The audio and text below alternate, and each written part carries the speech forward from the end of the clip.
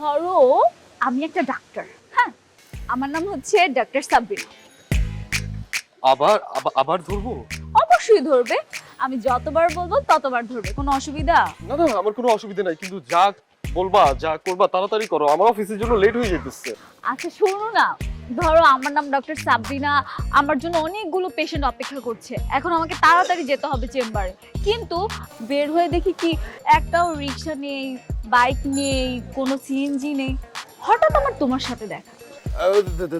দেখা হয়ে কোনো লাভ নাই, আমি আমার বাইকের পেছনে কাউকে উঠাতে পারবো না বাবা। কেন? আহা, আমার কথাটা তো আগে শুনো। বলো। এখন তোমার সাথে দেখা হওয়ার পরে আমি তোমাকে বললাম কি, ভাইয়া ভাইয়া আমি অনেক বিপদে পড়েছি, আপনি কি আমাকে একটু লিফট দিবেন? আপনি যদি আমাকে লিফট দেন না, তাহলে আমি অনেকগুলো রোগীকে বাঁচাতে পারি।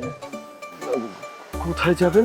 আমি আমি পুরো 7 নম্বর সেক্টরে যাব ভাইয়া। দিতে চাইলেই ঝগড়া করবে, তার চেয়ে ভালো না কইরা দিই। না না না না, আমি আমি আমি আমি উত্তরের দিকে যাব না, আমি মতিঝিলের দিকে যাব। হ্যাঁ যান, ফুটেন যান।